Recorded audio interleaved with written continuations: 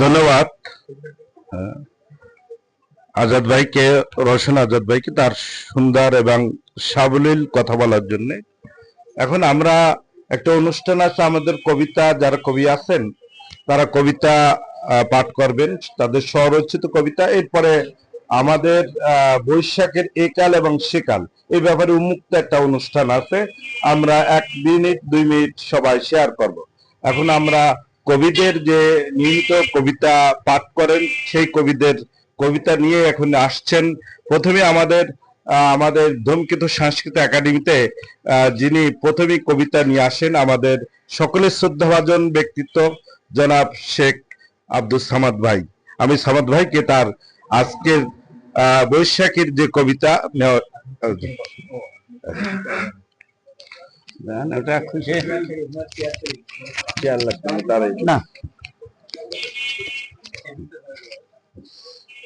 অসুবিধা নেই। আসসালামু আলাইকুম। আমার শ্রদ্ধেয় ভাই বললেন এরপরে একটা আলোচনা আছে একাল আর সেকাল। আমার কবিতাটা সেই একাল আর সেকালের।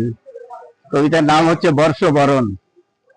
একাল সেকাল। চৈত্র গেল, বৈশাখ এলো, জ্যৈষ্ঠীও না থাকবে থেমে, বৈশাখ নিয়ে চিন্তা করে মিথ্যা সবাই উঠছে ঘেমে। বৈশাখ হলো জমিদারের খাজনা নেওয়ার সময় শুরু, ফসল হারা চাষির বুকে উঠত কাপড় দুরু দুরু। পিছ মোড়াতে আন্ত ধরে জমিদারের লাঠি আলে, অত্যাচারের আর্তনাদে আকাশ বাতাস উঠত দুলে।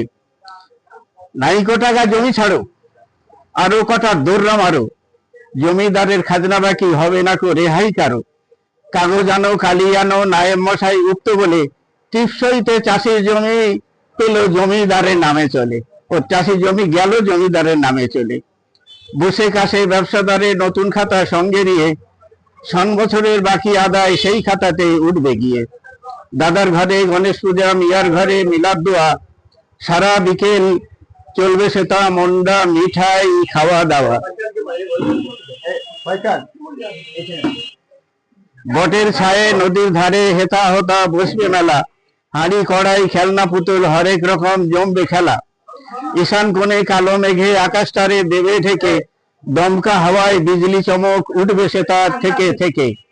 সারা দিনের সব আয়োজন হঠাৎ করে পণ্ড হতো, কিশোরকালের বর্ষবরণ এমন করে এগিয়ে যেত। মাস গেছে আর বছর গেছে, হয়েছে অতীত সবই, সবকিছু আজ বদলে গেছে কিসের সময় ভাবি। হালখাতা নেই, নেইকো মেলা, গণেশ পুজো দোয়া, রঙিন পোশাক নিত্যগীতি শখের খাওয়া দাওয়া। গায়ের পান্তা পেঁয়াজ কাঁচা মরিচ দালান কোঠায় এলো, আর চাষির স্বপ্ন ইলিশ ভাজা তার সাথে যোগ হলো। এখন চলে সুধীজনের নববর্ষ শহুরে ভাষান, বৈশাখ বরণের একাল সেকাল করে বয়ান। ধন্যবাদ।